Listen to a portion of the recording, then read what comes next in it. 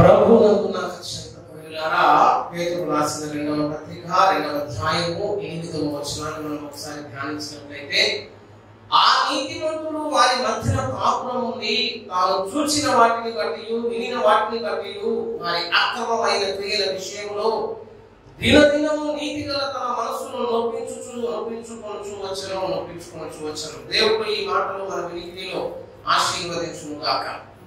చదవబడిన లేఖన భాగాన్ని ధ్యానించడానికంటే ముందుగా పరిశుద్ధ బైబిల్ గ్రంథంలో ఉన్నటువంటి ఒక ధర్మము, ఒక న్యాయము, ఒక విధి విధానము, ఆ పద్ధతిని గురించి ప్రసంగి భక్తులు ఒక చక్కని మాటను మనకు జ్ఞాపకం చేస్తూ ఉన్నాడు. ప్రసంగి గ్రంథము 1వ అధ్యాయాన్ని ఒకసారి పరిశీలించినట్లయితే 1వ అధ్యాయము 9వ వచనంలో, మునుపు ఉండినదే ఇక ఉండబోవున్నది, మునుపు జరిగినదే ఇక జరగబోవున్నది, సూర్యుని కింద నూతనమైన దేవి లేదు, ఏది లేదు. మీరు ఒకసారి లేఖనాన్ని పరిశీలించిన, సృష్టి ధర్మాన్ని పరిశీలించిన, ఒక కార్యము జరుగుతుంది, ఒక కార్యము జరుగుతుంది. ఆ కార్యాన్ని మనం పరిశీలించి చూసినప్పుడు అది మునుపు జరిగినట్లుగా మరలా కనిపిస్తుంది.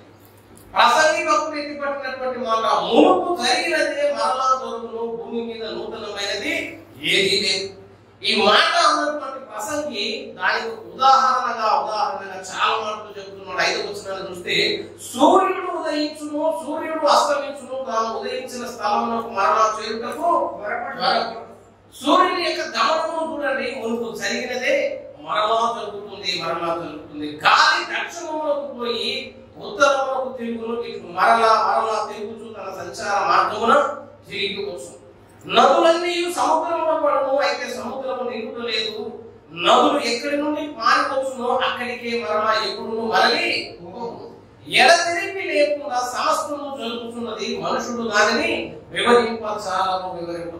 జ్ఞానం లేనటువంటి సొలొమోను ఈ సృష్టిని పరిశీలించి సృష్టి ధర్మం గురించి మాట్లాడుతూ మునుపు జరిగినదే మరలా జరుగుతుందనే ఒక మంచి సాక్ష్యాన్ని ఇచ్చాడు. అది కేవలం ఈ లోక సంబంధానికి సంబంధించిన అంశము మాత్రమే కాదు.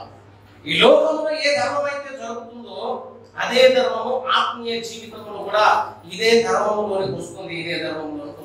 కాబట్టి ఒకసారి మీరు రోమా పత్రికను కూడా గమనించినట్లయితే, దైవత్వ లక్షణములను గురించి దేవుడు మాట్లాడుతూ, దేవుడు తన సామర్థ్యం గురించి, శక్తిని గురించి మాట్లాడుతూ ఈ సృష్టితోటి దేవుడు పోల్చినట్లుగా మనకు కనిపిస్తుంది. 1వ అధ్యాయం 19వ వచనం, దేవుని గూర్చి శక్యమైన దేవుడు విషదమై ఉన్నది, దేవుడు అది వారికి విషదపరిచను.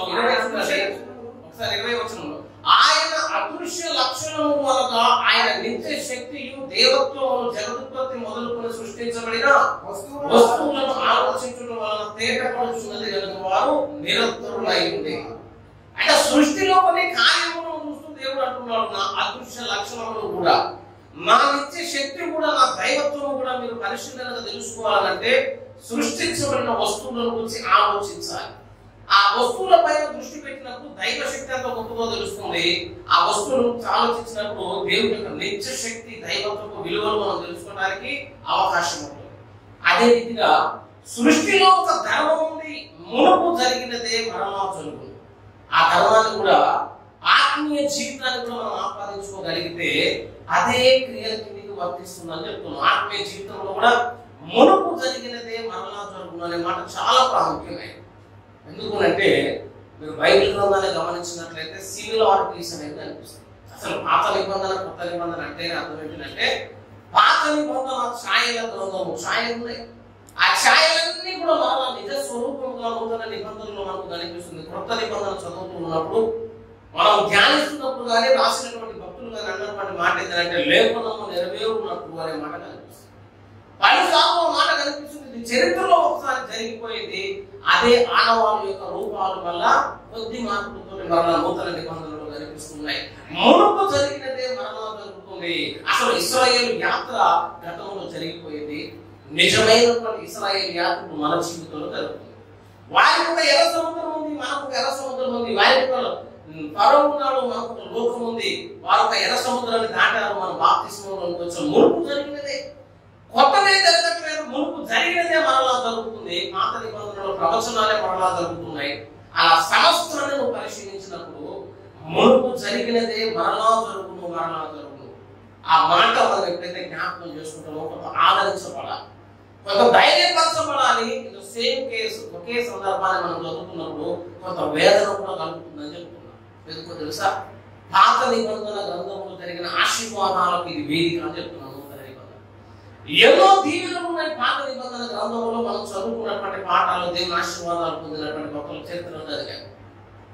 యోసేపు రెండంతలుగా దీవించబడ్డాడు, దేవుని మాటకు విధేయత చూపి అబ్రహాం ఆశీర్వదించబడ్డాడు, అవసరతలో దేవుడు తీర్చాడు, ఎన్నో కార్యములు దేవుడు జరిగించారు. మనందరి జీవితాలను చదువుకొని మనందరం కొంత ధైర్యపరచడానికి అవకాశం కలుగుతుంది. దేవుని యొక్క ప్రేమను, దేవుని యొక్క అద్భుతాలను మరలా మనం విశ్వసించున్నామన్న ఆ మునుపు జరిగిన చరిత్ర మనకు ఉపయోగపడుతుంది. ఆశీర్వాదాలు తిరిగి మన జీవితాల్లో కూడా దేవుడు ఇవ్వడానికి సమర్థుడని మనం కొంత నమ్మిక ఉంచుకోవడానికి అవకాశం ఉంటుంది. కానీ విచిత్రం ఏంటంటే పాత నిబంధన గ్రంథంలో దైవ ప్రేమ ఎట్లయితే మునుపు జరిగిందో, ఇప్పుడు మన జీవితంలో మరలా ఎలాగైతే జరుగుతుందో ఆ పాత నిబంధనలు జరిగిన దైవ ఉగ్రతలు కూడా మరలా జరుగుతాయని చెప్తారు. మంచి మాత్రమే జరగటం కాదు, ఆ పాత నిబంధనలు జరిగినటువంటి ప్రేమ కార్యములను కూడా మనం చూసే అవకాశం ఉంది, ఉగ్రత కార్యములను చూసే అవకాశం కూడా ఉంది. ఆ రెండు కార్యములు జరుగుతున్నాయి కాబట్టి కొంత వేదన గురికి కావలసిన పరిస్థితి వస్తుందని చెప్తున్నారు. ఎన్నో అంశాలను పరిశీలన చేయండి, కొంత స్పష్టంగా చూడగలిగితే దేవుడు పలుసార్లు మాట్లాడినటువంటి మాట. నోవాహు దినములను గురించి దేవుడు ప్రస్తావిస్తున్నాడు. రాకడకు సమీపంగా మన జీవితాలు ఉంటున్నప్పుడు దేవుని రాకడ దినాలు ఎలాగా ఉంటాయంటే క్రీస్తు రాకడ దినాలు నోవాహు దినములు ఉన్నట్లుగా ఉంటాయి. అంటే మునుపు జరిగిన దినాలను దేవుడు వల్ల అంచకాలంలో జ్ఞాపకం చేస్తున్నాడు. లోతు దినములలో జనాల యొక్క ప్రవర్తన ఎలాగో ఉందో అంచకాలంలో మరలా జనుల యొక్క ప్రవర్తన అలాగనే ఉంటుంది. మునుపు జరిగిందే మరలా జరుగుతుంది. నేను చెప్తున్నా, అసలు రివైవల్ అనే దానికి అర్థం ఉజ్జీవం అనే పదాన్ని చాలా మంది బోధకులు వాడతారు. ఉజ్జీవానికి చాలా నిర్వచనాలు చెప్తారు. ఉజ్జీవానికి ప్రార్థనే ఆరంభమని, ఉజ్జీవం ద్వారా దేవుడు గొప్ప కార్యాలు జరిగిస్తాడని మనం ఎన్నో విషయాలను చూడవచ్చు. ఉజ్జీవం గురించి ఎన్నో గ్రంథాలు కూడా ఉన్నాయని చెప్తున్నాం. అమెరికాలో వచ్చినటువంటి బ్రౌన్స్ గేట్స్ ఉజ్జీవం అనేది ఒక గొప్ప ఉజ్జీవం అని చెప్తున్నాం. ఇండోనేషియాలో ఒక గొప్ప ఉజ్జీవం వచ్చింది. వేల్స్ లో ఉజ్జీవాల పురిటిగా ఒక పేరు ఉంది. పరిశుద్ధాత్మ దేవుడు బలముగా కార్యములు జరిగించినటువంటి సందర్భం వేల్స్ లో జరిగింది. చిన్న పిల్లలు కన్నీరు కాచి ప్రార్థన చేసినటువంటి సందర్భాలు ఉన్నాయి. ఎన్నో గొప్ప కార్యములు దేవుడు ఉజ్జీవ పేరుతో అన్నింటిలో ఉజ్జీవ పేరుతో జరిగించారు. ఆ వేల్స్ ఉజ్జీవం కానీ, బ్రౌన్స్ వేల్స్ ఉజ్జీవం కానీ, ఇండోనేషియా ఉజ్జీవం కానీ ఎన్నో ఉజ్జీవాలు జరిగిన చరిత్రలో అన్నింటిలో ఏం జరిగిందంటే ఆత్మల రక్షణ కార్యము జరిగింది. ఆత్మల రక్షణ కార్యం జరిగింది. బలమైనటువంటి పరిశుద్ధాత్మ కార్యములు జరిగాయి. దాన్నే ఉజ్జీవం అని భక్తులు దాన్ని కొనసాగించుకుంటూ వచ్చారు. కానీ స్మిత్ విగిల్స్వర్త్ గారు ఉజ్జీవానికి చక్కని నిర్వచనాన్ని ఇచ్చారని చెప్పారు. విశ్వాసపు యోధుడు స్మిత్ విగిల్స్వర్త్ గారు అంటే సామాన్యమైనటువంటి భక్తులు కాదు. విశ్వాసం ద్వారా దేవుని అద్భుతమైనటువంటి కార్యములను సాధించుకోగలిగారు. చనిపోయిన వారిని కూడా స్మిత్ గారు ప్రార్థన చేసి లేచినటువంటి సందర్భాలు ఉన్నాయి. అద్భుతముల ద్వారా, ప్రవచనముల ద్వారా యేసే నిజమైన దేవుడని రుజువుపరిచినటువంటి మంచి విశ్వాసపు యోధుడు అని చెప్తున్నారు.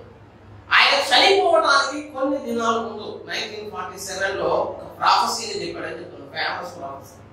ఆ ప్రాఫెసీలో ఆయన ప్రవచించినటువంటి అంశం ఏంటంటే, చాలా మంది ఉజ్జీవం అనే మాటను ఎత్తుతున్నారు కదా, ఆ ఉజ్జీవం యొక్క మొదటి స్థాయిని కొంతమంది చూశారు, రెండవ స్థాయిని కొంతమంది చూశారు, కానీ నిజమైన ఉజ్జీవాన్ని ఎవరూ చూడలేదని చెప్పాడు. ఏదైతే మనం ఉజ్జీవం అనుకుంటున్నామో అది ఉజ్జీవంలో ఒక భాగమే. ఆ 1947లో చెప్పినటువంటి మాట ఏంటంటే, మొదటి ఉజ్జీవపు అంచు ప్రారంభం ఎలా జరిగిందంటే, పరిశుద్ధాత్మ ఉన్నాడని గ్రహించారు, పరిశుద్ధాత్మ వరాలు ఉన్నాయని గ్రహింపుకొచ్చారు, పరిశుద్ధాత్మ బలముగా దేవుని ప్రజల మీదకి దిగి వచ్చి అద్భుతాల ద్వారా, సూచక క్రియల ద్వారా గొప్ప కార్యములు జరిగాయి. దీనికి ఉజ్జీవం అన్నమని ఉజ్జీవంలో ఒక భాగం అని చెప్పాడు. పరిశుద్ధాత్మ ఉన్నాడని తెలిసి అభిషేకాన్ని పొందుకొని కృపావరాల చేత నింపబడి బలమైనటువంటి పరిచయం జరిగింది. కొన్ని దినాల తర్వాత నూతన సంఘములు ప్రారంభించబడ్డాయి. చాలా మంది సంఘాలు మారారు. ఎందుకు మారారంటే సంఘములలోనికి కొత్త బోధ వచ్చిందని చెప్తున్నాను. వరములేమో ఆరంభమయ్యాయి. కొన్ని దినాల తర్వాత కొత్త బోధ వచ్చింది. సత్యవాక్యం వచ్చింది. వాక్యపు లోతులోకి తీసుకుని వెళ్ళడం నేర్పారు, సిద్ధాంతంలో నేర్పించారు, సత్యంలో నేర్పించారు. ఆ కొత్త సంఘాలు వస్తాయి. అప్పుడు లేఖనాల్లో లోతైనటువంటి విషయాల గురించి బోధకులు బోధిస్తారు. అది రెండవ భాగం. అసలు అంత్యకాలంలో జరుగుతున్న ఉద్యమం ఏంటంటే, ఇవి రెండు కలిసి ఏకకాలంలో జరుగుతాయి. అది నిజమైనటువంటి ఉద్యమం అని భక్తుడు ప్రవచనం చెప్పాడని చెప్పాడు. చాలా సార్లు ఆశ్చర్యం అనిపించింది. చాలా చక్కగా బోధించగలుగుతారు, కానీ ప్రార్థన చేస్తే అద్భుతాలు జరుగుతాయి. చాలా మంది బోధకులున్నారు. వాక్యం చెప్పమంటే మాత్రం చాలా చక్కగా బోధించగలుగుతాం, వివరించగలుగుతాం, మాట్లాడగలుగుతాం. ఎందుకు మాట్లాడగలుగుతాం ఇంత చక్కగా అంటే పరిశుద్ధాత్మ దేవుని యొక్క అభిషేకం నా మీద ఉందని చెప్పవచ్చు. అభిషేకం ఉన్నవాడు బోధిస్తున్నాడు, మరి అభిషేకం ఉన్నవాడు చేతి ప్రార్థన చేస్తే అద్భుతం ఎందుకు జరగట్లేదు అంటే సమాధానం లేదు. కొంతమంది ప్రార్థన చేస్తే భయంకరమైనటువంటి రోగాల నుంచి వాళ్ళు విడుదల పొందుతారు. చాలా ఏళ్ల కాలంలో ఉన్నటువంటి చాతక శక్తుల నుంచి కూడా వారు నెమ్మది పొందినటువంటి సందర్భాలు ఉన్నాయి. అసలు దేవుడే దిగి వచ్చి అద్భుతాలు చేస్తున్నట్లుగా అనిపించేటువంటి భక్తుల సాక్ష్యాలు కనిపిస్తాయి. కానీ నోరు తెరిచి వాక్యాన్ని బోధించమంటే మాత్రం బోధించలేని స్థితిలో వారి జీవితాలు కనబడతాయి. బోధ చేసే వారి చేతుల్లోనేమో అద్భుతాలు జరగట్లేదు, అద్భుతాలు జరుగుతున్న వారి చేతుల్లోనేమో దేవుని యొక్క బోధ కనిపించట్లేదు. వేదనకు గురి చేసినటువంటి అంశం అని చెప్తున్నారు. ఎందుకు ఇట్లా పరిస్థితులు మారిపోయాయంటే అసలు రెండు కలిసి పనిచేసే కాలం ఉంటుంది. ఆ కాలానికి దేవుడు పెట్టిన పేరు అంత్యకాలము, కడవరి కాలము, రాకడ దినాలు. ఆ రాకడ దినాల్లో పరిశుద్ధాత్మ దేవుడు ఒక వ్యక్తి మీదనే రెండు కార్యక్రమాలు జరిగిస్తాడు. ఇది ఎప్పుడు జరిగే కార్యం అంటే అంత్యకాలంలో జరిగే కార్యం. విచిత్రం ఏంటో తెలుసా? ఇది మునుపు జరిగిన కార్యం అని చెప్తున్నారు. ప్రసంగిలో మునుపు జరిగిందని ఎందుకు ప్రారంభించాలంటే ఆది అపోస్తుల కాలంలో ఈ కార్యము జరిగింది, మరల మధ్యలో ఆగిపోయింది. పౌలు మరణముల విషయంలో గృహ నిర్వాహకుడు అని పరిశుద్ధ బైబిల్ గ్రంథం సాక్ష్యం చెప్పింది. ఎన్నో మరణముల ప్రత్యక్షతలు కలిగినటువంటి భక్తులు పౌలు. ఆయన అద్భుతముల గురించి బోధించినటువంటి పౌలు బోధించినప్పుడు అద్భుతాలు చెప్పాడు. పౌలు పరిచర్యలో కూడా స్వస్థతలు చేశారని చెప్పాడు. ఆశ్చర్యమైన కార్యములను జరిగించాడు. పరిశుద్ధాత్మ వరము కలిగినటువంటి పరిచర్యను జరిగించాడు. ఆ మునుపు జరిగిన కార్యము మరలా దేవుడు అంత్యకాలంలో జరిగించబోతున్నాడు. ప్రారంభ దినాల్లో వేడుక ఉంటుంది. సుమారు 120 మంది మధ్యలో పరిశుద్ధాత్మ దేవుడు యెరూషలేములో వేడుక మీదకి దిగి వచ్చాడు. చదువుకుని సంతోషించిన వారు. నేను చెప్తున్నాను, అంత్యకాలంలో మరలా వేడుకలు ప్రారంభమవుతాయి. ఎందుకంటే మునుపు జరిగింది కాబట్టి అది మరలా జరుగుతుంది. యోగులు దాని గురించి ప్రవచనం చెప్పాడు. అంత్య దినముల యందు అనేకుల మీద దేవుడు ఏమి విమరిస్తుంటే పరిశుద్ధాత్మ అభిషేకం మీదకి వస్తుంది. యవనస్తులు దర్శనాలు చూస్తారు, కలలు కంటారు, ప్రవచనాలు చెప్తారు, అద్భుతాలు జరిగిపోతాయి. ఆ మాటలు చదువుకున్నప్పుడు ఐపీసీ గానీ ఆత్మవాదులు గారు కొంత ఆనందపడతారు. మరలా మా సిద్ధాంతం బయటకు వస్తుందని పరిశుద్ధాత్మ విలువ తెలుస్తుంది. అనేక మంది మరలా ఆ విషయాల నుంచి రావడానికి అవకాశం ఉంటుందని వారందరూ ఆశపడుతున్నారు. మంచి కోరికే, సంతోషమే. విచిత్రం చెప్తుంది, అంత్య దినములో ఆత్మ మాత్రమే కుమారికి జరగట్లేదు, అంత్యకాలం ఇంకా చాలా జరుగుతున్నాయని చెప్తున్నారు. దుష్టుడు కూడా బహుగా పనిచేసే కాలమే అంత్యకాలం. పరిశుద్ధాత్మ దేవుడు ఎంత బలంగా పనిచేస్తాడో దుష్టుడు కూడా అంతే బలంగా పనిచేస్తాడు. అంత్యకాలంలో అనేక బోధలు వస్తాయి. ఒకసారి లేఖన భాగాలను పరిశీలించినట్లయితే పరిశుద్ధ లేఖనంలో పేతురు రాసినటువంటి 2వ పత్రిక 3వ అధ్యాయాన్ని ఒకసారి గమనిస్తే 3వ వచనంలో అంత్య దినములలో అపహాసకులు అపహాసించుతూ వచ్చి స్వకీయ దురాశల చొప్పున నడుచుకుంటూ రాకలను అపహాస్యము చేసేటువంటి వ్యక్తులు వస్తారు. మీరు ఒకసారి సోషల్ మీడియా పరిచయం ఉన్నట్లయితే యేసు రాకడ ఎందుకు రావట్లేదు చాలా మంది సమాధానాలు చెప్తున్నారు. అది బైబిల్ తెలుసుకుంటా మతోన్మాదులు చెప్పేటువంటి సమాధానాలు ఉంటాయి. అసలు రాకడ రావట్లేదు అంటే అట్టనే ఉంటుంది. ఫస్ట్ కొన్ని రోజులు అట్టనే ఉండు. నోవాహు చెప్పినప్పుడు ప్రళయం వచ్చుకుంటే కూడా నమ్మలేదండి. లోతు ఆ కట్టల మీద ఒక ఉగ్రత వస్తుందని లోతు బతిమిలాడాడు తెలుసా? లోతు తన అల్లుల గురించి మాట్లాడినప్పుడు ఆయన కూడా ఏం చేశారో తెలుసా? అపహాసించారు. ఒకసారి ఆది కాండము 19వ అధ్యాయం ఒకసారి గమనిస్తే 14 లోతు బయటికి వెళ్ళి తన కుమార్తెలను పెండ్లాడనై ఉన్న తన అల్లులతో మాట్లాడి లేని ఈ చోటు విడిచిపెట్టిరండి, యెహోవా ఈ పట్టణము నాశనం చేయబోచున్నాడని చెప్పాను. ఎగతాళి చేయు వాని వలె ఉండేను. సమస్య వస్తుంది దిద్దుకొని చెప్పినప్పుడు లోతు మాట వినలేదండి. సమస్య వస్తుంది దిద్దుకొని చెప్పినప్పుడు నోవాహు చెప్పినప్పుడు నోవాహు మాట వినలేదు. అంత్య కాలంలో మరలా ఒక బోధ వస్తుంది. వాక్యంలో భిన్నమైనటువంటి సిద్ధాంతాలు వస్తాయి. ఒకసారి తిమోతికి రాసినటువంటి మొదటి పత్రిక కూడా గమనించినట్లయితే తిమోతికి రాసినటువంటి మొదటి పత్రిక 4వ అధ్యాయంలో కూడా చాలా రకాలైనటువంటి పరిస్థితులు మరలా అంత్యకాలంలో మనకు కనిపిస్తాయి. అంత్యకాలంలో కొందరు అబద్ధికుల వేషధారణ వల్ల మోసపరచు ఆత్మల యందును దెయ్యముల బోధ యందును లక్ష్యమించి విశ్వాస భ్రష్టులగుదురు. ఆత్మపేటగా చెప్పుచున్నాడు. అబద్ధికుల వేషధారణ వలన మోసపరచు ఆత్మల యందు దెయ్యముల బోధ యందు లక్ష్యమించి విశ్వాస భ్రష్టులకు. యోవేలు అంత్యకాలంలో పరిశుద్ధాత్మ బలముగా పనిచేస్తాడని చెప్పాడు. నూతన నిబంధన అంత్యకాలంలో అనేకమైనటువంటి బోధనలు వస్తాయి, కల్పనా కథలు వస్తాయి, విచిత్రమైనటువంటి సిద్ధాంతాలు వస్తాయి. అసలు మనం అపహాస్యం నవ్వుకునేంతగా జరిగేటువంటి కార్యాలు కూడా జరుగుతాయి.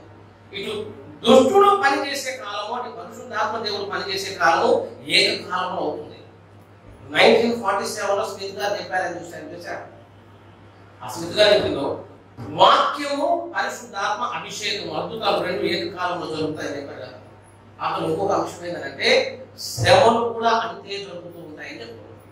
పాతకాలపు శ్రమలు కూడా అదే స్థాయిలో మరలా దేవుడు ఇవ్వడానికి అవకాశం ఉంది. మేడగది అనుభవం వస్తుందని చాలా చక్కగా ఎదురు చూస్తున్నాం, మంచిదే. కానీ మునుపు జరిగిన దాంట్లో నోవాహు దినాలు కూడా ఉన్నాయని చెప్తున్నాం. మునుపు జరిగిన దాంట్లో లోతు దినములు కూడా ఉన్నాయని చెప్తున్నాం. ఆ లోతు దినాలలో భక్తి చేయగలిగితేనే నువ్వు అంత్యకాలంలో భక్తి చేయడానికి అవకాశం ఉంటుంది. లోతు ఎట్లా తన జీవితాన్ని కట్టుకున్నాడో నువ్వు అట్లా కట్టుకుంటేనే నీకేదన్నా సార్థకత ప్రయోజనం పొందుకోవడానికి అవకాశం ఉంటుంది. అసలు నూతన నిబంధనలు లోతును గురించి ప్రస్తావించకపోతే పాత నిబంధనలు లోతు పాటిలాగే మిగిలిపోతాడని చెప్పారు. చాలా మంది బోధకులు చెప్పడం విన్న లోతు అంత మంచిది కాదు. మరి ఎవరు చెప్పినప్పుడు నాకైతే తెలియదు. చదువుకోవాలి బైబిల్ కూడా ఏది వస్తే అది మాట్లాడద్దని చెప్పారు. లోతును నీతిమంతుడని బైబిల్ సెలవిచ్చిన తర్వాత నువ్వు పాటిని ఎట్లా వదిలేస్తావు చెప్పండి. లోతు నీతిమంతుడని 2 సార్లు మాట్లాడాడు. పరిశుద్ధాత్మ దేవుడు నూతన నిబంధన లోతు గురించి ఎందుకు ప్రస్తావించడంటే లోతు మీద ఉన్నటువంటి నిందను దేవుడు తీసేయడానికి ఇష్టపడుతున్నాడు. ఆ లోతు గురించి దేవుడు అంత్యకాలంలో ఎందుకు మళ్ళీ కలుపుతున్నాడు అంటే లోతు యొక్క భక్తి స్థాయి సంఘానికి అర్థం కావాలి. అబ్రహాం గురించి ఎవరైనా మాట్లాడతాను, నువ్వు చెప్పడం అవసరం లేదు. అసలు అబ్రహాం విశ్వాసులకు తండ్రి, అతను రవాణాకు నూరైన ఇల్లు గలవాడైంది, విశ్వాసం వలన బలం ఉంటుంది, అవిశ్వాసం వలన దూరం కాలేదు. రెండేళ్ళు చెప్పవచ్చు. అబ్రహాం మీద ప్రసవం చేయాలంటే పెద్దగా సిద్ధపాటు అవసరం లేదు. కానీ లోతు నీతిమంతుడు. ఎట్లా నీతిమంతుడు అయ్యాడో తెలుసా? ఎందుకు నీతిమంతుడు అయ్యాడో తెలుసా? లోతు యొక్క భక్తి స్థాయి చాలా మందికి తెలియదు. అసలు లోతు అంటే అర్థం ఏంటంటే తెరాలి అర్థం. లోతు అంటే కప్పబడిన అని అర్థం అన్నమాట. పాపము అంటకుండా కప్పబడిన వాడు, దేవుని వస్త్రము కప్పుకున్నవాడు. పాపానికి లోతుకు మధ్యలో ఏముంటుందంటే ఒక తెర ఉంటుంది. ఆ పాపము లోతు మీదకి రాదు. ఎందుకు రాదంటే లోతు తనను తాను సిద్ధపరచుకున్నటువంటి వాడు, తనను తాను కట్టుకున్నటువంటి వాడు, పాపం నుంచి ప్రత్యేకించబడిన వాడు, ఒక నాజీవు అని చెప్తున్నారు. అంత్యకాలంలో అసలు లోతు ప్రస్తావన దేవుడు ఎందుకు జ్ఞాపకం చేస్తాడో తెలుసు. అబ్రహాము గురించి మాట్లాడవచ్చు కదా. లోతు దినాల గురించి ఎందుకు చెప్తున్నావు, నోవాహు దినాల గురించి ఎందుకు చెప్తున్నావు అంటే అంత్యకాలపు పరిస్థితులు లోతు కాలపు పరిస్థితులు ఒకేలా ఉంటాయని చెప్తున్నాడు. ఎంత దారుణమైనటువంటి పరిస్థితులు అంటే మనకు ఆ లోతు గురించి తెలియదు, ఆ సొదొమ గురించి తెలియదు, ఆ నోవాహు గురించి తెలియదు. కాబట్టి ఏదో కాలం వస్తుందని మనం అనుకుంటున్నాం, కానీ నిజంగా ఆ కాలం వస్తే పరిశుద్ధులు బ్రతకలేదని చెప్తున్నాడు. భక్తి చేసే అవకాశం ఉండదని చెప్తున్నాడు.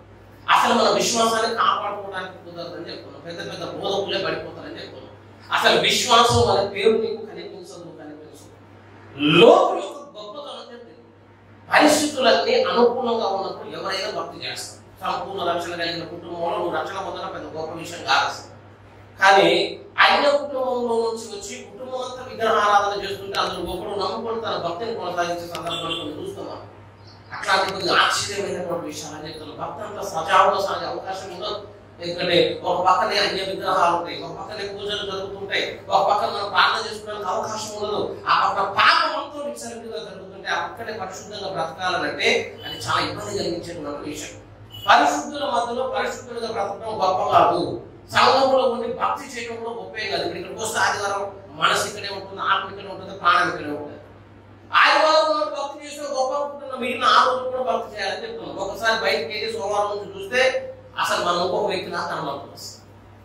మల్టిపుల్ డిసార్డర్ అనే ఒక డిసీజ్ ఉంటుంది, సైకియాట్రిక్ మానసిక రోగం. ఆ మానసిక రోగాలలో ఆ మల్టిపుల్ డిసార్డర్ గురించి నేను ఒకసారి చదువుతా ఉన్నాను. స్క్రిజోఫ్రీనియా ఒక పెద్ద పుస్తకం ఉందన్నమాట. ఆ పుస్తకాన్ని చదువుతుంటే అందులో ఉన్నటువంటి రోగాలు, మనసుకు సంబంధించినటువంటి రోగాల గురించినటువంటి వర్ణన. అందులో ఒకే మనిషి 2 రకాలుగా 3 రకాలుగా మారిపోతా ఉంటాడంటే నాకు పెద్ద ఆశ్చర్యం అనిపించినాడు. ఎందుకు అనిపించిందంటే నేను చూసాను అనిపించింది. అట్లా నాకు ఆదివారం కనిపించగానే పరిశుద్ధులు గొప్పగా కనిపిస్తుంది. అసలు తెల్లని డ్రెస్ వేసుకునేటువంటి భక్తులు ఉన్నారు. ఫోన్ చేసుకొని తెల్లని బట్టలు వేసుకుని సమర్పించుకొని బైబిల్ గ్రంథాన్ని అట్లా గుండెలు పాతుకొని ఎప్పుడు చూసినా మోకాల మీద ఉన్నట్టు కనబడేటువంటి జీవితాలు ఉన్నాయి. కానీ వారి యథార్థమైనటువంటి జీవితం కాదని అదంతా కూడా రహస్య జీవితమే, రహస్య జీవితం. ఇక్కడ ఇంట్లో కనిపిస్తున్నారు, ఒకసారి అట్లా బయటికి వెళ్ళిన తర్వాత వారి సాక్ష్యం మీద గుండె పగిలిపోయిందని చెప్తున్నారు. అసలు మామూలుగా అన్ని కూడా చేసేటువంటి పాపాలు కదా, అంత ఘోరమైనటువంటి పాపాలు జరుగుతున్నటువంటి సందర్భాలు ఉన్నాయి. ఒకే వ్యక్తిలో రెండు కోణాలు మనం చాలాసార్లు చూసినాం. విచిత్రం ఏమన్నా అసలు సంఘంలో ఉన్న పొగలాకుండా కంటే బయటికి వెళ్ళిన తర్వాత ఒకలాగా మాట్లాడకండి. సంఘంలో ఉండి భయంకరంగా భాషలు మాట్లాడేటువంటి నేను ప్రారంభంలో ఒక భాషను మాట్లాడుతుంటే నాకు భాషలు అంటే అసలు ఎందుకు ఇష్టం కలిగిందంటే ఆమె చూసినంత ఇష్టం కలిగింది. అక్క మాట్లాడే భాషలు చూస్తుంటే నిలువు మోకాలు వేసి రెండు చేతులు పైకెత్తి భాషలు మాట్లాడడం దాదాపు 70 సంవత్సరాల వయసు ఉంటుంది.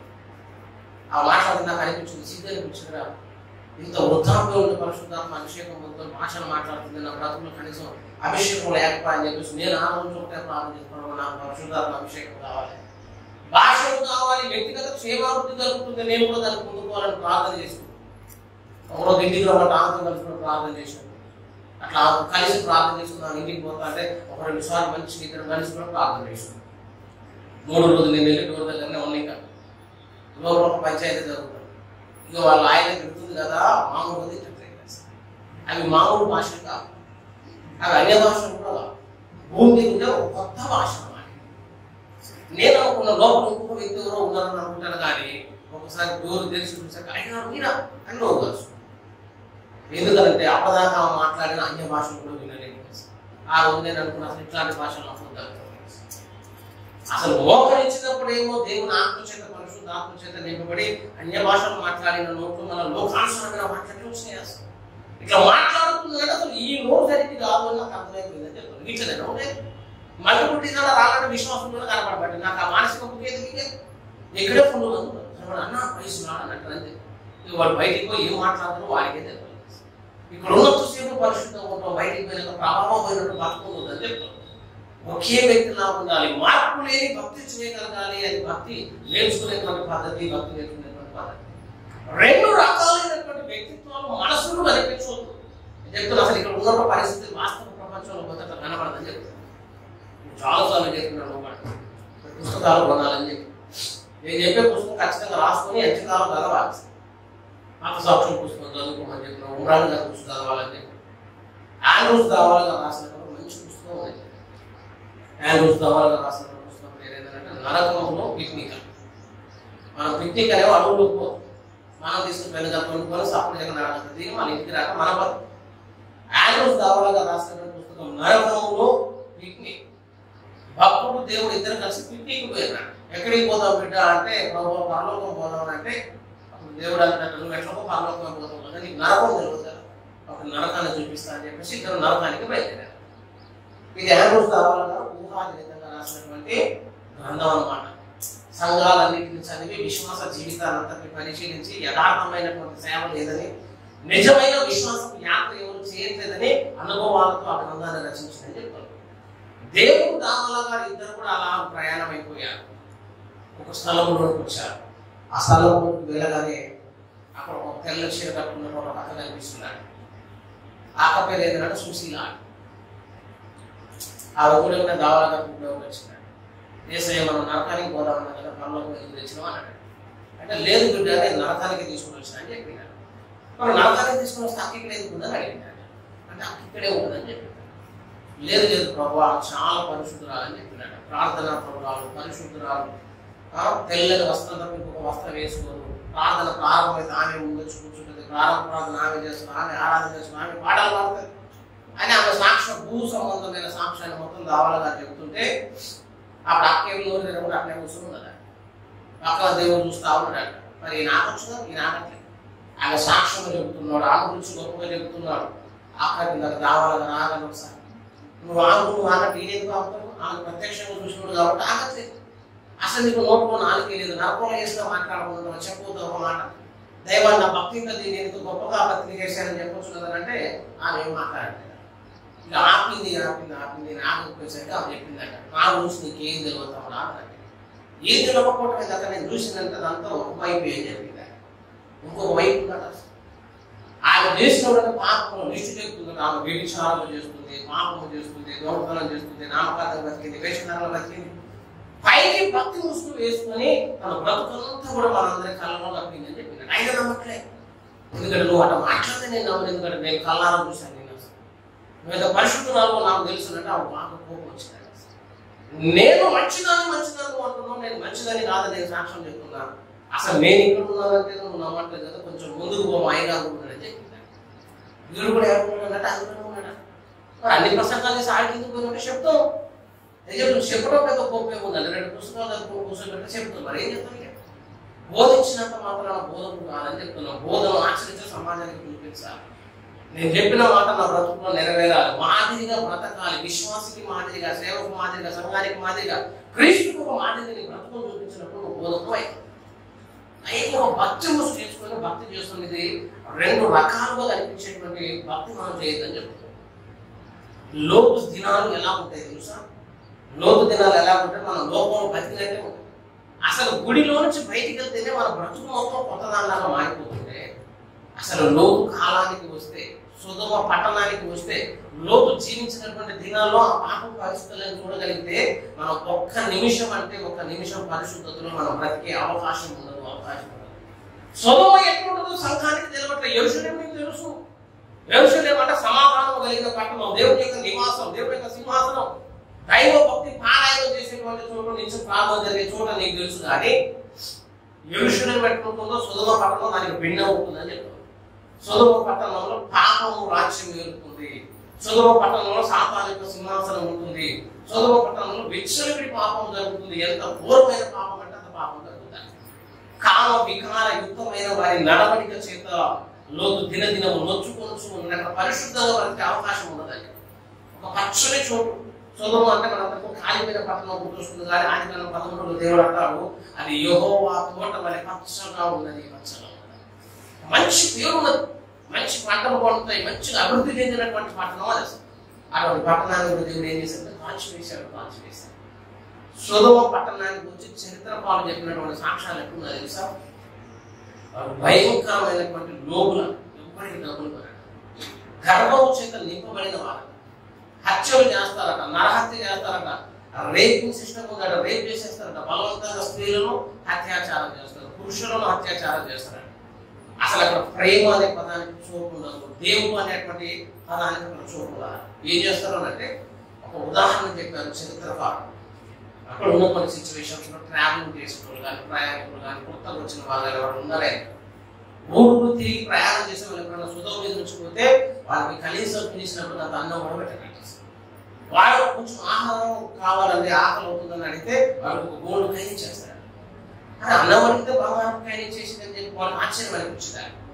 ఇంకో దగ్గర పోయిన తర్వాత మళ్ళీ ఏదైనా కొంచెం ఆహారం అడిగితే అక్కడ ఉన్న వాళ్ళే నాణ్యాలు ఇస్తారు, డబ్బులు ఇస్తారు. వాడు అడిగిన ప్రతి చోట ఎవరో ఒకరు వాళ్ళకి కాయిన్స్ ఇస్తూనే ఉంటారు, ధనాలు ఇస్తూనే ఉంటారు, డబ్బులు ఇస్తూనే ఉంటారు. కానీ ఒక్కడంటే ఒక్కడు వాళ్ళకి అన్నం పెట్టడం, వాళ్ళ డబ్బులన్నీ తీసుకొని జేబులు చేసుకోవడం, మళ్ళీ అడుకోవడం, మళ్ళీ అడగటం. ఆహారం లేక ఒక 3-4 దినాల తర్వాత వాడు నీరసం వచ్చి చచ్చిపోవాలి. వాళ్ళ ఊరంతా వచ్చి ఎవరెవరు ఏ వస్తువులు ఇచ్చారు ఆయన తీసుకుని వెళ్ళిపోతారు. ఇదే విషయానికి మనకు అట్టే ఉండదు పట్టణం. ప్రేమ ఉండదు. కొత్త వాళ్ళు ఎవరైనా వచ్చినప్పుడు వాళ్ళ మీద అత్యాచారాలు చేసి చంపేస్తారు. పురుషులను తేడా లేదు, స్త్రీలను తేడా లేదు.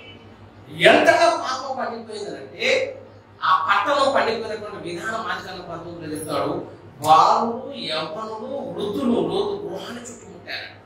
హృదయానికి వేదన కలిగించిన మాట ఏంటంటే బాలుడు కూడా అక్కడే ఉన్నారు. అసలు చిన్న పిల్లలు కూడా ఆ ఊరు ఎనక దగ్గరికి వస్తా ఉన్నప్పుడు లోతుకి వీలుకి వచ్చారు. దేనికి వచ్చారు మీరు అని అడిగితే వాళ్ళు పాపం చేయడానికి వచ్చారు. బాలుడు వచ్చారా?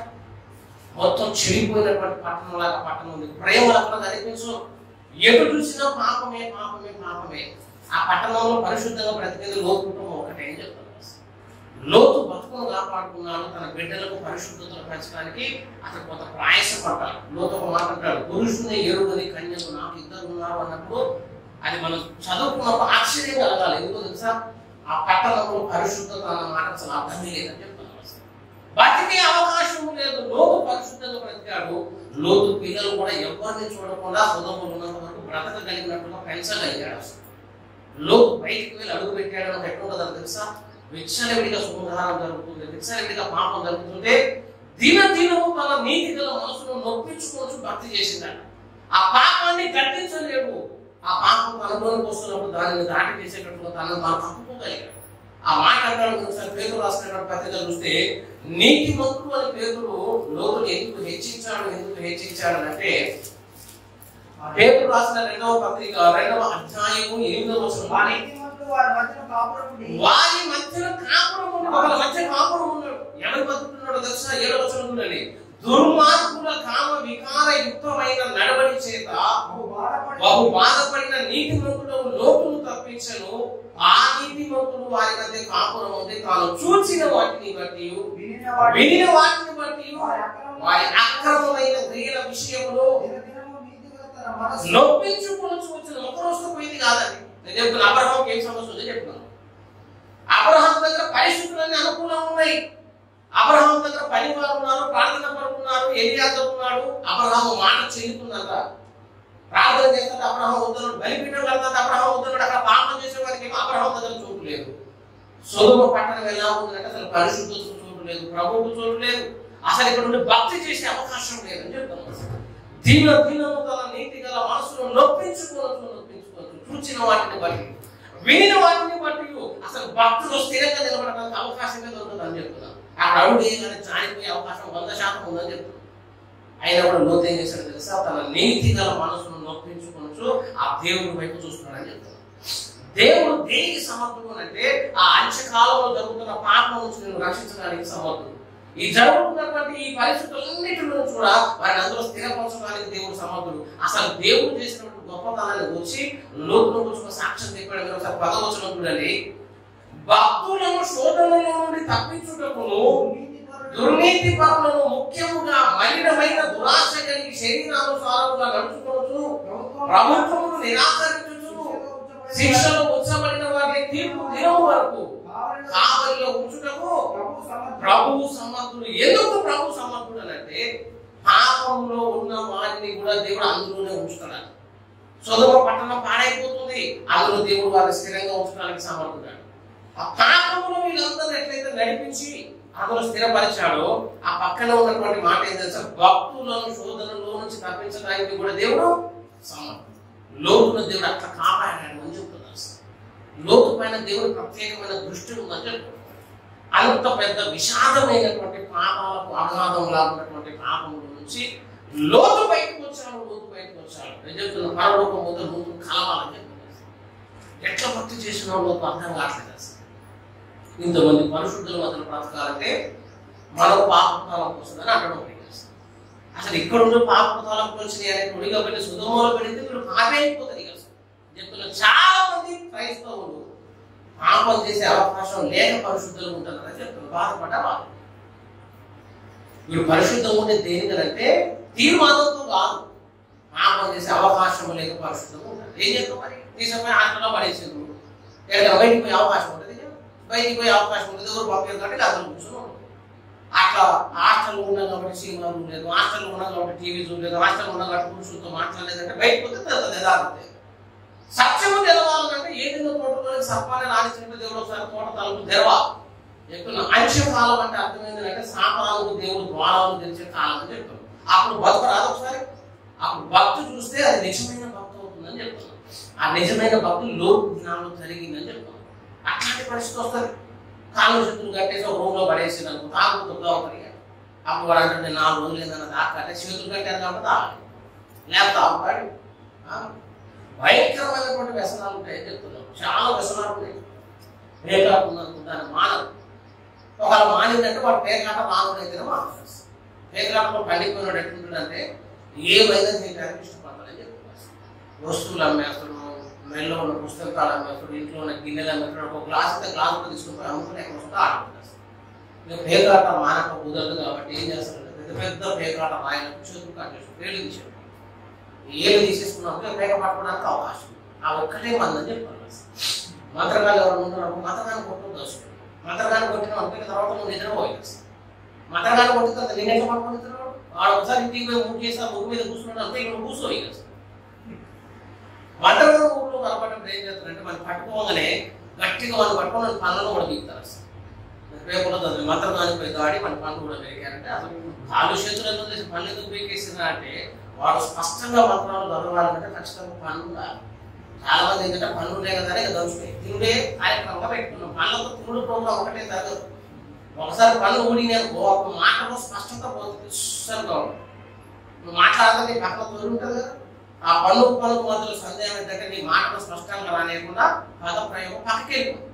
ఆ పదం సత్వ పలకలేదనుకో ధైర్యం కూడా రాదు. విచిత్రం ఉంటుంది. దానికి కూడా ఒక స్టెబిలిటీ ఉంది. మరి నువ్వు కరెక్ట్ పిలిస్తేనే వస్తాను. మరి వీడికి నోట్లో పనులు ఏంటి దొరకగా తాగుతున్న 4 పనులు పీకిననుకో వాడు ముగ్గు మీద కూర్చున్నా ఏం కాదు, వాడు ఏడ కూర్చున్నా ఏం కాదు. వాడు అసలు ఏమి చేయలేడు. కూరలు తీసిన పాములాగా అయిపోతాడు. పాములాగా ప్రభావం ఉండదు అని చెప్తున్నారు. అట్లా నిరాశ్రయులు అయిపోతారు, నిరసనాలు అయిపోతారు. అట్లా బలవంతంగా భక్తి చేయదని చెప్తాం. ఇష్టపూర్వకంగా దేవుడికి వదిలిన అనుభవం ఉందా? అది ఎప్పుడుంటుందంటే రక్షణలో వచ్చిన ప్రారంభ దినం ఉంటుంది. మనస్ఫూర్తిగా పాపం మొదలాలని అనిపించింది. కానీ రక్షణలో ముందుకు పోతా ఉంటుంది. తర్వాత కోరికలు పోతా ఉంటాయి అని చెప్తాను. యేసు కోసం చేసే ప్రతి కార్యం ఎట్లుండాలంటే అవకాశం లేక మానేసినట్టు ఉండదు. నీ చుట్టూ పాపం జరిగే అవకాశాలు 100% ఉన్నా కూడా అప్పుడు నీ భక్తిలో నువ్వు చేయగలిగితే నువ్వు నిజమైనటువంటి క్రైస్తవ భక్తులు అవుతావు, దేవునికి బిడ్డవైతావు. అట్లాంటి భక్తి చేయాలంటే అచ్చకాలంలో ముందోగా చెప్తున్నా. అట్లా లేకపోతే అచ్చకాలంలో సరిగా ఆపని చెప్తున్నా, ఉండలేమని చెప్తున్నా. ఎందుకంటే అచ్చకాలంలో పరిశుద్ధాత్మ దేవుడు ఎట్లయితే బలంగా దిగి వస్తాడో అదే పరిశుద్ధాత్మ దిగుతున్న కాలంలో ఇంకొక పక్కన ఏం జరుగుతుందంటే సొదొమ పట్టణం ఛాయలు కనిపిస్తాయని చెప్తారు. చెరువులు తినచ్చు, త్రాగచ్చు, ఎందుకు కట్టుకోవచ్చు, పెళ్లికిచ్చు, పెళ్లి చేసుకోవచ్చు ఉంటారు. అది నోవాహు కాలం చెప్పారు. లోతు కాలం వచ్చేసరికి కూడా అట్టనే ఉంటుంది. లూకా సువార్త 15వ అధ్యాయం గమనించినట్లయితే లూకా సువార్త 15వ అధ్యాయంలో చక్కని మాట చెబుతున్నాడు. లోతు కాలం పరిశుద్ధులను గురించి దేవుడు మాట్లాడుతూ పరిశుద్ధుల గురించి వివరిస్తున్నాడు. 29:17-29 అయితే లోతు సొదొమను విడిచిపోయిన దినమున ఆకాశం నుండి అగ్నిగంధకము కురిసి నాశనం చేసింది. 28 లోతు దినములలో జరిగినట్టు జరుగును. జనులు తినచ్చు, తాగచ్చు, కొనచ్చు, అమ్మచ్చు, నాటచ్చు, ఇల్లు కట్టచ్చు నుండి ఆ స్థితి వస్తుంది. అట్లాంటి పరిస్థితి వస్తుందనేమో లోతు కాలం గురించి మాట్లాడబడి నేను చెప్తున్నా. లోతు కాలంలో జరుగుతున్నటువంటి భయంకరమైనటువంటి పాపంలో కామ వికారమైనటువంటి కార్యం జరుగుతారు. హోమోసెక్సువాలిటీ జరుగుతుంది.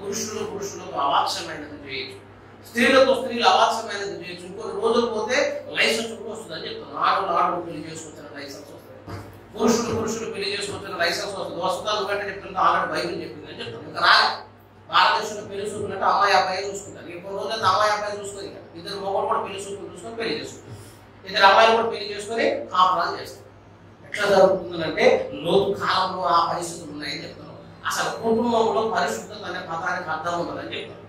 ఏ వైపు చూసినా కూడా పాపం చేయడానికి అన్ని రకాల అవకాశం ఉంటుందని చెప్తాను. చక్కగా మనమే కూడా ఇంటికాల నుంచి బయలుదేరారు. ఇంటికాల నుంచి మంచిగా ప్రార్థన చేసుకుని బయలుదేరడం అడుగు ముందుకైనా ఉపయోగ పోషణ అనమాట ఉంటామా. అదేదో పాపం కోసం ఉపయోగ సినిమా పోషణ చేసేసరికి మంచి మనసు ఒకసారి అయిపోతుంటే కొంచెం ఆలోచన.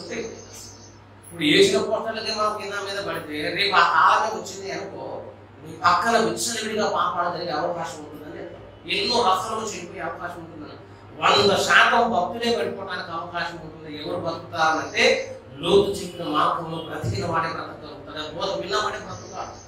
ఎట్లా నొప్పించుకున్నావు బతుకునంటే దేవుడు ఇంత స్థానం ఇచ్చాడని చెప్తున్నాను. దేవుడు సమర్థుడు, దేవుడు సమర్థుడు. దేనికి సమర్థుడు అంటే ఈ శోధనలన్నింటిలో నుంచి నన్ను రక్షించడానికి దేవుడు సమర్థుడు. ఈ పాపమంతట్లో కూడా దేవుడు నన్ను కాపాడతాడు అని లోతు నమ్మి దినదినము వధించబడిన అనుభవంలోనికి లోతు యొక్క భక్తి వెళ్ళిపోయిందని చెప్పాను. ఒకరోజు కాదు కదా. లోతు ఎక్కడ ఉంటాడంటే ఊరు గవిని దగ్గర కూర్చుంటాడట. పెద్ద మనిషి అక్కడికి వెళ్ళిందనే మాట కానీ ఆ వెలుగులో మార్గం అంతా పాపమే కనిపిస్తుంది. అక్కడ ఉన్నటువంటి స్థితి అంతా పాపమే కనిపిస్తుంది. ఎటు చూసినా పాపమే. ఇరుగు పొరుగు పాపంతో నిండిపోయింది. పరిశుద్ధంగా ఉండేవాడంటే తాను, తన భార్య, తనకున్న 2 బిడ్డలు పురుషుడిని కూడా జాగ్రత్తగా భక్తి చేయగలిగాడు. అది చెప్పొద్దు. పక్కవాడికి రోజు పిల్లలు పాపం చేసిన రాకపోతున్నాను అంతవరకు పాపం చెప్పి కట్టబడ్డారు వాళ్ళు. ఆ పట్టణంలో ఉండి పురుషులు కూడా 2 స్త్రీలను కాపాడినట్టు లోపు సామాన్యంగా భక్తి చేసినాడు కాదని. మంచి భక్తులు వాళ్ళని పెంచుకోగలిగాడు. అంతవరకు కాపాడుకోగలిగాడు. తల్లి ఉందంటే ఆ దోషం జరగకుండా వెళ్ళిపోయేది కానీ తల్లి లేని కారణం పాపం జరిగిపోయింది. ఆ పరిస్థితులు వస్తాయి. ఇప్పుడు వస్తే మళ్ళీ పంచకాలంలో వస్తాయి అని చెప్తున్నాయి. జరుగుతుంది. ఎవరు భక్తి చేయడం వదులుతుందా అని అడుగుతున్నాం. అట్లాంటి పరిస్థితి వస్తే అసలు ఇక మామూలుగా అందరికి లైసెన్స్ దొరికినట్టు అయింది. ఇప్పుడు ఏదైనా చేస్తే పాపం అంటాను, అప్పుడు చేయకపోతేనే పాపం. ప్రార్థన చేయాలి. ఏం సమాధానం చెప్పాలి అర్థం కాక ఏదో సాగు చెప్తాం. అప్పుడు ప్రార్థన చేస్తే తీసుకుపోయి జైలు వేస్తాను అనుకో, రైగారికి ఫోన్ చేశాక ప్రార్థన చేసిన బిడ్డ చేయలేదు ఎగరేస్తుంటే జైలు వేస్తారని మంచి ఒక కారణం దొరుకుతుంది. అట్లా పర్మిషన్ దొరుకుతుందని చెప్తున్నాను. పాపానికి అనుమతి దొరికే కాలమే అంశకాలము అంశకాలం. అటువంటి కాలంలో ఉండి కూడా భక్తి చేసిన వాడు ఏ గుంపులోకి వస్తాడంటే లోతుతో భక్తి చేసిన గుంపులోకి వస్తాడు. నీ దినదినము నీ నీతి కలిగిన మనస్సును నొప్పించుకుందాను అనుకున్నాను. యోగు భక్తి గురించి చాలా మంది మాట్లాడారు. చెప్తాను పాపం జరుగుతున్నప్పుడు లోతు యొక్క హృదయం ఏమైపోతుందా, వేదనకు గురవుతుందా, ఇంతమంది నశించిపోతున్నారు. ఆ పాపాన్ని చూసి తన మనసు ఒప్పుకోవట్లేదు. ఆ ఒప్పుకోని స్థితిలో ఎంతో వేదన పడ్డాడు, పోరాటం చేశాడు. ఆ కార్యాలన్నింటినీ కూడా జయించి నీతిమంతుడైన ఒక సాక్ష్యాన్ని పొందాడంటే అంశకాలానికి లోతుకు మాదిరైపోయాడని చెప్తాం. అందులో పేతురు మళ్ళా జ్ఞాపకం చేస్తున్నాడు. యోగు ఆ శ్రమలను ఎట్లయితే సహించాడు, ఒంటి మీద పడుకున్న గాయాలను తప్పుకొని యోగు భక్తి చేశాడు. కానీ లోతు భక్తి ఎట్లాంటిదంటే కనుల ముందు పాపము జరుగుతున్నా కూడా వాటిని కానకుండా, వాటిని చూడకుండా, దృష్టి మరల్చుకోకుండా, పాపంలోకి పోకుండా తను ఏం చేసుకున్న వాడు తెలుసా, భద్రం చేసుకున్నవాడు భద్రం చేసుకున్నవాడు. యోహాను రాసినటువంటి మొదటి పత్రిక చూస్తే అది క్రైస్తవుల మీద ఉన్నటువంటి బాధ్యత. ఒకసారి యోహాను రాసిన మొదటి పత్రిక ఒకసారి గమనిస్తే రక్షించబడిన వాడు మరలా పాపం చేస్తూ ఉన్నాడు. ఎందుకు చేస్తున్నాడు చాలా మంది తెలియదు. బాప్తిస్మం తర్వాత కూడా పాపం జరుగుతుంది. ఎందుకు జరుగుతుందంటే యోహాను రాసినటువంటి మొదటి పత్రిక 5వ అధ్యాయము 18వ వచనం చూడండి. 5:18 దేవుని మూలముగా పుట్టి ఉన్న వాడు ఎవరితో పాపం చేయడని ఎరుగుతుంది. వాళ్ళు ఎంతవరకు వాస్తవం చెప్పాలి. రక్షణ పొందిన వాడు పాపము చేయడా, ఎంత అబద్ధం చూడండి. రక్షణ పొందిన వాడు పాపం చెప్తే వాళ్ళు ఎందుకుని అడుగుతారు. రక్షణ పొందిన వాడు పాపం చేయకపోతే మళ్ళా పరిశుద్ధ పరుసని ప్రార్థన ఎందుకుని అడుగుతారు. అసలు చక్కని వాళ్ళ పద్ధతి ఉంటుంది. దేవుని మూలముగా పుట్టి ఉన్న వాడు ఎవడును పాపము చేయడని ఎరుగుదుము, దేవుని మూలముగా పుట్టినవాడు భద్రం చేసుకును కనుక దుష్టుడు వానికి మళ్ళా ఎందుకు పాపం జరుగుతుందంటే మనల్ని మనం ఏం చేసుకోలేకపోతున్నాం. ఇప్పుడు భద్రం రక్షించబడిన వాడు భద్రము చేసుకోవాలనే దృష్టి కూడా ఉండాలి. నాకేం కాదు అని చెప్పి నేను అక్కడే కూర్చుంటాను అనుకో కుదరదు. యోసేపు అడగలేదు కానీ పారిపోయింది. పరిశుద్ధత వస్తా కదా కొన్నిసార్లు పారిపోవాలని చెప్తాను. పారిపోతే బలహీనుడు అనుకోదు, పారిపోతే తెలివిలేడు అనుకోదు. అసలు యోసేపు మరియమ్మ యేసుక్రీస్తు ముగ్గురు పారిపోయారు తెలుసు. 5 పారిపోయాడు. ఎందుకంటే రాజు చంపేస్తాడని చెప్పేసి ఏసయ్యనే ఎత్తుకొని వాళ్ళంతా పారిపోతాడు. ఎంత విద్యుత్ కూడా అసలు చేతిలో ఉన్నది లోకరక్షణ కూడా తెలుసు, దేవుడు తెలుసు. ఆయన పట్టుకొని పారిపోవడమే కదా. అంతే ఏసైనా రాళ్ళకు కొట్టి చంపుదాం అనుకున్నాడు. ఏసై ఛాన్సాలు దాని ఉండి వెళ్ళిపోయిన మాట కూడా అనిపిస్తుంది. ఏసై కూడా వెళ్ళిపోయాడు. మేము పారిపోని ఆన్నే ఉంటున్నాడు. పోతీఫర్ భార్య దగ్గర ఉండి వీడు పారిపోకుండా అక్కడే ఉండి వీడు ఆలోచన ఏంటంటే పాపం చేద్దామని ఆలోచన. అట్లా కూడా ఏదైనా ఆలోచన ఉంటాడు. యోసేపు ఎందుకు పారిపోయిందంటే అక్కడ ఉంటే పాపం జరిగే అవకాశం ఉంది కాబట్టి, నన్ను నేను భద్రం చేసుకోవాలి కాబట్టి ఈ పాపం నుంచి ఎంతో దూరంగా పోతే అంత మంచిది అనుకొని అక్కడ పరిగెత్తుకొని వెళ్ళిపోయాడు. మనమైతే ఎందుకు అంటే పై వస్త్రం అక్కడే ఉంటాడు, సొక్కాలి. ఆయన కూడా వెళ్ళిపోయాడు. వస్త్రం లేకపోతే కొంతవరకే సిగ్గుపోయింది. ఇక్కడ ఉండే పాపం జరిగితే గుడ్డలుగా సిగ్గుపోయింది అని చెప్పి అక్కడ పరిగెత్తుకొని పారిపోయాడు. యోసేపు పారిపోయింది దేనికంటే పరిశుద్ధత అని చెప్తాడు. యోసేపు భద్రము చేసుకుంటున్నాడు. భద్రం చేసుకున్న విశ్వాసి ఆ లక్షణాన్ని కలిగి ఉండాలి. రక్షణ పొందిన వారికి ఈ లక్షణం ఉండాలి. భద్రము చేసుకున్న గుణం లేక మన పాపం చేసి దాన్ని దేవుడి మీద ఆపాదించుకుంటాను. నేను చెప్తున్నా అసలు వేసేటువంటి అడుగు నీకు తెలుస్తుందని చెప్పి అక్కడికి వెళ్తే పడిపోతామని తెలుసు, వారి సహవాసంలో పడిపోతామని తెలుసు, జారిపోతామని తెలుసు. అయినప్పుడు అటువంటి వారితో సహవాసం చేసి మొత్తం అయిపోతుంది మన ప్రార్థన గదిలోకి వచ్చింది. నేను ఎందుకు కాపాలి ప్రభు అట్లా అంటే అప్పుడు దేవుడు చెప్పే సమాధానం అంటే ఆశ్చర్యం కలుగుతుందని చెప్తున్నారు. అసలు నీకు భద్రత ఆడుంది అంటున్నారు. తను భద్రము చేసుకుని ఉంటాను దుష్టుడు వారిని ముట్టుడు. అట్లాంటి భద్రము అనే గుణము ఎవరిలో కనిపిస్తుంది అంటే లోతులో కనిపిస్తుంది. తను భద్రపరచుకుని ఒక ప్రాకారం లాగా మారిపోయాడని చెప్తాను. ఎంతవరకు పాపం ఆయన లోనికి రాకుండా తాబేలు తెచ్చుకున్న ప్రోత్సహిస్తాను. తాబేలు ఏం చేస్తుందంటే తన అవయవాలన్నింటి లోపల మూసుకుగా ఉంటాడు. ఆయన ఒక పేద తెలుపుతుంది. ఇక దాన్ని ఎంత కొట్టిందని చచ్చిపోవచ్చు. విశ్వాస జీవితంలో ఎట్లుండాలంటే అవయవాలన్నీ తన స్వాధీనం తెచ్చుకుని లోపలికి తీసుకుపోయేటట్టు ఉండాలి. పాపం వచ్చిందన్నప్పుడు నేను పాపం చేయలేనటువంటి ఒక మంచి స్థితిలోనికి స్థిరమైన జీవితంలోనికి వాళ్ళు వెళ్ళిపోగలరా. అట్లా మనల్ని మనం అనుచుకొని మనం భద్రం చేసుకుని మన కొరకు మనం భక్తి చేయగలిగితే దాన్ని లోటు చేసిన భక్తితో సమమైన భక్తి అనడానికి అవకాశం ఉంది. పరిస్థితులు భిన్నంగా ఉన్న, పరిస్థితులు అనుకూలంగా ఉన్న, పాపం వేడుబడి చేసే కాలంలో మనం వచ్చినప్పుడు ఏం చేయాలంటే పాపంలో బ్రతకాలన్న ఆలోచన నీలోనికి నాలోనికి రావద్దని చెప్తాను. ఇప్పుడు ఇంకో మాట చెప్తున్నాను, మునుపు జరిగినదే మరలా జరుగును, సుధమ పట్టణంలో కాపాడబడింది ముగ్గురే అని చెప్తాను. అదే పరిస్థితి మరలా ఇక్కడికి వస్తే ఆ ముగ్గురు ఒకరో వారం మళ్ళీ డౌటే ఉంటుందని అంటున్నారు. విచిత్రాలు కూడా ఇశ్రాయేలు ప్రయాణం అయినప్పుడు లక్షల మంది ప్రయాణం అయ్యారు. వాళ్ళు కానాలు వచ్చాక ఎంతమంది వచ్చారట? ఇద్దరు వచ్చినట్టు. యెహోషువ కాలేజీలు ఇద్దరు ఉన్నారు, వీళ్ళిద్దరే వచ్చారు. ఇక్కడ చూస్తున్న సుధమలు ముగ్గురే వచ్చారు. అసలు అంచకాలపు పరిస్థితులన్నీ మన మీద పడితే అప్పుడు భక్తి చేసిన వాడే యథార్థమైనటువంటి భక్తుడు అవుతాడు. పొరలన్నీ రాలిపోతాయి, తెరలన్నీ తీసివేయబడతాయి. అసలు యథార్థమైనటువంటి స్థితి ఆ రోజు తెలిసిపోతుంది. అప్పుడు లోటు నీకు మాదిరిగా ఉంటేనే నువ్వు ఆ భక్తులు ఉండగలుగుతావు. అప్పుడు ఉండాలి అంటే నువ్వు ఎవరిని ఆశ్రయించాలంటే దేవుని ఆశ్రయిస్తే తప్ప నీ భక్తులు కొనసాగదు. పరిశుద్ధాత్మ దేవుడు నీ మీదకి రావాలి. అంతకంటే ముందు నువ్వు రక్షణ పొందాలి. పాపమును నువ్వు ద్వేషించాలి, నిన్ను నువ్వు భద్రం చేసుకోవాలి.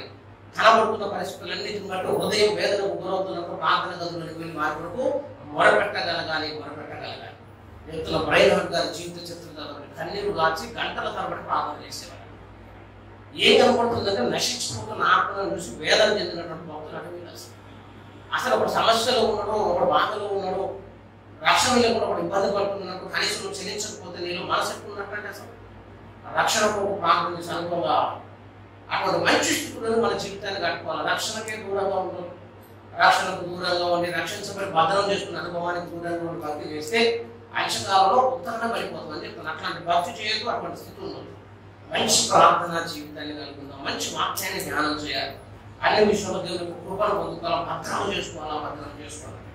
ఇంకొక మాట, నువ్వెంత భద్రము చేసుకున్నా నీ జీవితంలో కొన్ని పాపాలు జరుగుతాయి. అట్లా ఇప్పటిదాకా క్రైస్తవుడు భద్రపరుచుకోవాలి. క్రైస్తవుడు చుట్టూ మరలా పాపం కొంచెం ఉండే అవకాశం ఉంది. ఎంత పాపం నుంచి నువ్వు భద్రపరుచుకున్నా కూడా నీ జీవితం ఏం జరుగుతుందని చెప్తాను. ఇప్పుడు పాపము జరుగుతుంది. ఏ పాపం జరుగుతుంది అంటే పెద్దగా చెప్పుకునే పాపము కాదు.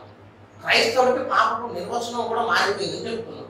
నీ ఆలోచనలను తప్పిపోయినా దేవుని దృష్టికి పాపిపోయినట్టే, లేఖనాలను ధ్యానించకపోయినా దేవుని దృష్టికి పాపిపోయినట్టే. పాపం అనగానే మనకు ప్రతిసారి వ్యభిచారం ఉంటుంది, హత్య గుర్తొస్తుంది, దొంగతనం గుర్తొస్తుంది. అయినా రక్షించబడిన వాళ్ళు చేసేటువంటి పాపం పేరేంటంటే అసలు నిర్లక్ష్యము, ఆసక్తి లేకపోవడం కూడా దేవుని దృష్టికి పాపం. బైబిల్ చదివితే అసలు దేవునికి కూడెట్టుందో తెలుస్తుంది. మొదటి సమయాలు 12:23లో సమయాలు మంచి మాట చెప్తాడు. నా మట్టుకు నేను మీ నిమిత్తం ప్రార్థన చేయడం మానడం వలన దేవుని దృష్టికి గొప్ప పాపి నవ్వుతున్నావు. సమయాలు పాపి అన్నవనుకో మేము మనందరం చెవులు ఎక్కించి ఏం చేసినామో నాకు త్వరలో సమయాలు పాప చేసినట్టు ఏం చేసినట్టు సమయాలు అంటాడు నీ కోసం ప్రార్థన చేయలేదు అంటాడు. నా కోసం చేయకపోతే నువ్వు పాపి అయిపోతే మరి వీణేమనాలి? ఆ క్వశ్చన్ కూడా తెలియదు. చెప్తున్నాను, ప్రార్థన జీవితం లేని ప్రతి వాడు కూడా పాపే దేవుని దృష్టిగా చెప్తాను. ప్రార్థన చేయకుండా రక్షణ జీవితం ఏమి కదా. నువ్వు ప్రార్థన చేయకుండా నేను చెప్తున్న ప్రసంగాలు కూడా చేయొద్దండి. ప్రార్థన లేని కూడా ఆపేసుకుని ఏ కార్యాన్ని ప్రారంభించుందని చెప్తున్నాను. ఏది సక్సెస్ కూడా కాదు. ప్రార్థనే ప్రథమ ప్రాధాన్యత ఉండాలి. ఎస్కే ఫ్రాన్సిస్ గారు రాసిన మంచి ప్రార్థనయే జీవము అని రాస్తారు. శాస్త్రాలు ఏమంటే ఆక్సిజన్ పెట్టుకుంటున్నారు, ఊరు పెట్టిపోతున్నారు. అసలు క్రైస్తవుడు నూతన జన్మలోకి వచ్చిన తర్వాత ప్రార్థన చేయకపోయినా కూడా వాళ్ళు చచ్చిపోతారు. అసలు అంటే లేదన్నా మేము బతికి ఉన్నామని అంటాం. ఉన్నాం యాడము అంటే ఎఫెసీ పత్రిక 2లో ప్రకటన 3లో జీవించుచున్నామన్న పేరు మాత్రం ఉన్నది కానీ నీవు మృతుడవే, మీరు పాపముల చేతను అపరాధముల చేతను చచ్చిన వారైనా ప్రార్థన చేయకపోతే దినము గడవద్దని చెబుతున్నా. అయినా నీ మనసుకు బాధ కలిగితే అర్థం ఏంటంటే అసలు మంచి రక్షణ భక్తి జీవితంలో ఇంకా అడుగు పెట్టలేదు. పాపము అంటే అర్థం ఏంటంటే ప్రార్థన చేయకపోవటమే, దేవుడి వాక్యమును ధ్యానించకపోవడం, పరిశుద్ధ బైబిల్ గ్రంథం చేతిలోకి వచ్చినప్పుడు చదివే అలవాట్లేదు. ఇక చదవడం కూడా చెప్తున్నా.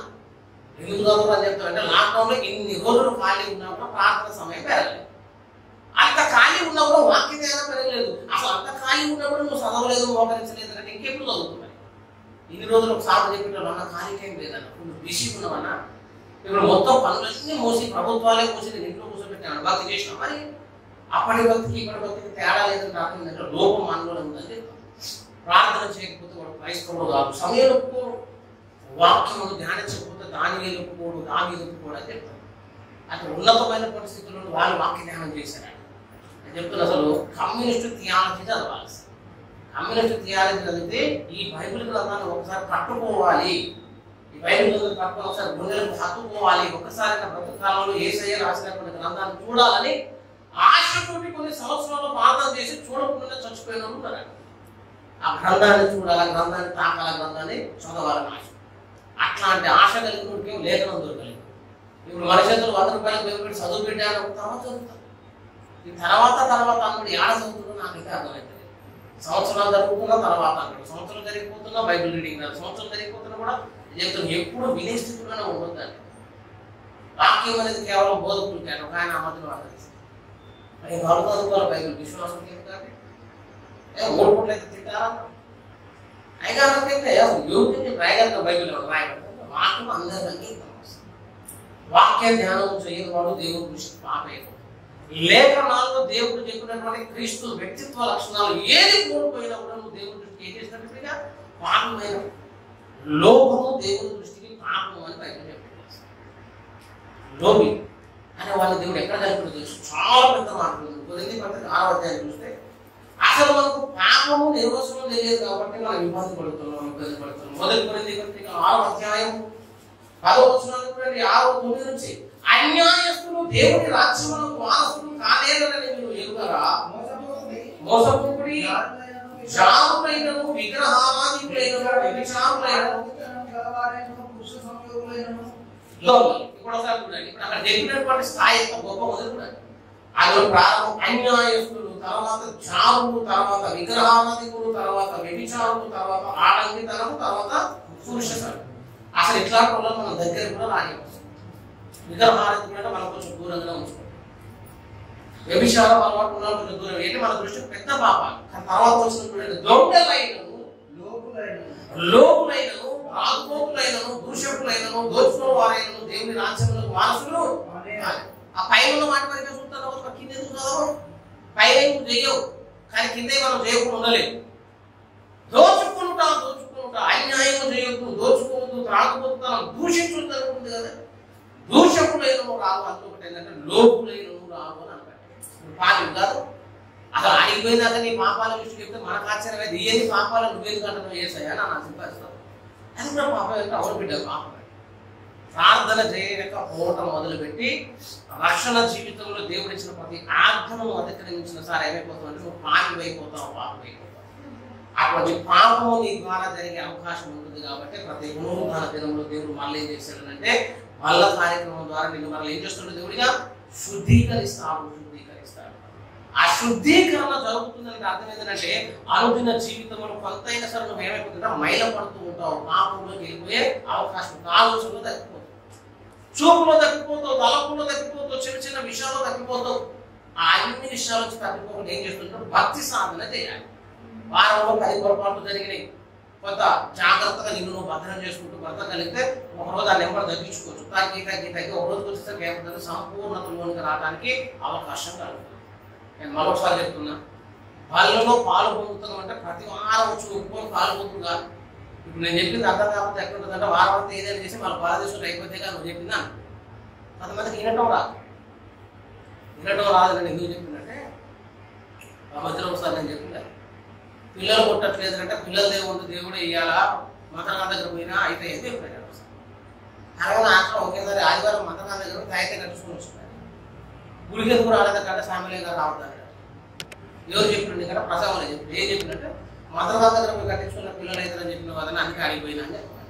అదే చెప్పింది అట్ట కనవని చెప్పలేదు, అక్కడ చేయమని చెప్పలేదు. దేవుడి దగ్గర రావాలి, అవతల ఎన్ని మేలు ఉన్నా వాటన్నిటిని దూరం చేసుకుని దేవుడు ఇచ్చిన మేలు పొందాలని చెప్పి నేను పడతా తర్వాత సైతం కాదు కొద్దిసేపు ఇట్లా ఆన్ చేస్తాం మనుషులు అయ్యో అనేది చెప్తాను నేను అంటే అప్పుడు కరెక్ట్ మనకు కావాల్సిన మాట దాకపోతే తర్వాత మన శిక్షణ చేస్తాను తర్వాత కూర్చుంటున్నది. ఇక అదే చేస్తున్నప్పుడు పడిపోవడం తప్ప చెడిపోవడం తప్ప ఏమున్నది అసలు. అందుకే లేఖనాల్లో దేవుడు చెప్పినటువంటి మాటలు అన్నీ ఉన్నాయి, వాక్యములు అవన్నీ ఉన్నాయి కదా, వాటన్నిటిని మనం తప్పిపోకుండా చేయడానికి భక్తి సాధన చేయాలి. అనుకోకుండా వారం జరిగిపోయింది అన్నప్పుడు ఏం చేయాలంటే బలం వచ్చినప్పుడు దేవుని దగ్గర పశ్చాత్తాపం పడాలని చెప్పిన ప్రభావ అనుకోకుండా ఈ కార్యము జరిగిపోయింది, నేను అట్లా ఆలోచన చేయలేదు, అట్లా జరుగుతుందని నాకు తెలియదు, కానీ ఆ కార్యము జరిగిపోయింది, నన్ను క్షమించమని ఆయన పాపాలను పట్టుకుని ఒకసారి ప్రతిలాడి ఆ పాపం నుంచి నువ్వు విడిపించబడి విడుదల పొంది ఇంకెప్పుడు ఆ దోషము నేను చేయదని తీర్మానం చేస్తేనే దేవుడు యొక్క బలలో పాల్పొందినట్టు లేక. లేదు సార్ నేను శాత అనుకుంటేనే వాళ్ళు తీసుకున్నాను అక్కడికి రాదని చెప్తున్నాను. అట్లా తీసుకున్నా కూడా ప్రయోజనం ఉండదు, తీసుకుంటే నీకు నష్టమే. బలం ముందుకు రాగానే మన పాపములన్నింటినీ దేవుని దగ్గర ఒప్పుకోవాలి. ఆ ఒప్పుకున్న ప్రతి పాపాన్ని కూడా ఏం చేయడం వల్ల విడిచిపెట్టాలి. ఇప్పుడు యాక్సిడెంట్ అయిందని అనుకో ప్లాన్ చేసుకుంటున్నాను. నేను కరెక్ట్గా చౌరస్తాకు పోయి ఎదురుపోతున్నాడు నా గోడకు గుద్ది నేను కింద పడి నా తలకాయ బగలాలని ముందు అంత రాసుకొని వీడు పోయి కొంచెం యాక్సిడెంట్ వచ్చి గుద్దుకొని పోతాడు. కొంతమంది యాక్సిడెంట్ అయిందంటే ఎట్లయిందన్నా ఎట్లయిందో తెలిస్తే వీడికి గుర్తుతాడు పోయి. అసలు ఎట్లయిందో తెలియదు కాబట్టి దాన్ని యాక్సిడెంట్ అని అన్నాడు. రైతుల జీవితంలో పాపం కూడా అట్లే జరుగుతుందని చెప్తున్నాడు. కొన్నిసార్లు అనుకోకుండా అవతల తిడుతా ఉన్నాడు, గబాలు నీ నోట్లో కూడా ఒక కాని మాట వచ్చింది.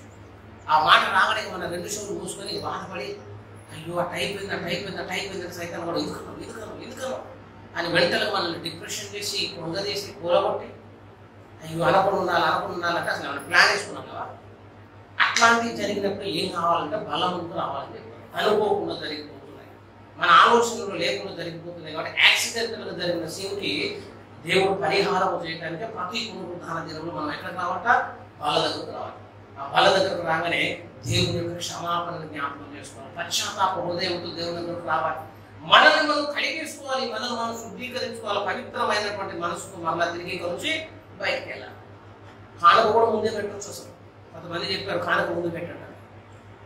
ఎందుకుతో మాట లాటి దాకా కొంతమంది ఉంటారు. అన్నమాట లాటి దాకా ఉంటాడు కాబట్టి ఆ పోయిన ఒకడో ఇద్దరు కదా డబ్బులు అందులో పడే కదా ముందే పెడి అంటే ఫస్ట్ ప్రసంగానికంటే ముందే కానుక పెట్టాలి. మరి ఎందుకు అంటే ఇట్లా ఎక్కువ డబ్బులు ఇట్లా ఎక్కువ వచ్చినా ముందు ఎందుకు పెట్టమంటే వాడు కడుగుపోకుండా శుద్ధీకరించకుండా వాడు వేసే కానుక కూడా అంత పరిశుద్ధమైంది కాదు. వాళ్ళలో మీరు శుద్ధీకరించబడితేనే మీ అర్పణ పరిశుద్ధమైంది. నువ్వు మంచివాడు అయితే నువ్వు వేసిన అర్పణ కూడా పరిశుద్ధమవుతుంది. కాబట్టి వాళ్ళ దగ్గరకు వచ్చినప్పుడు మనందరం ఏం చేయాలంటే మనల్ని మనం శుద్ధీకరించుకోవాలా, మనల్ని మనం కడుక్కోవాలా, దేవుని యొక్క క్షమాపణ పొందాలా, కన్నీరు మార్చాలా. మన పాప జీవితం అంతటిని బట్టి దేవుని క్షమాపణ అడిగి ఆ తర్వాత ఆయన పరిశుద్ధ వాళ్ళని ఎప్పుడైతే సమీపిస్తామో అప్పుడు వాళ్ళలో ఉన్నటువంటి దేవులను మనం పొందుకోవడానికి అవకాశం ఉంటుంది. కాబట్టి అంత్యకాలంలో భక్తి చేయాలంటే వాళ్ళ కూడా చాలా ప్రాముఖ్యం అని చెప్పి కడుక్కుంటున్నప్పుడే నీలో దేవుని యొక్క శక్తి, దేవుని యొక్క ప్రభావం దేవునికి వస్తుంది. కాబట్టి మంచి భక్తి సాధన దేవుడు మనందరికీ అనుగ్రహించుకుందాం. మనం ప్రార్థించుకుందాం.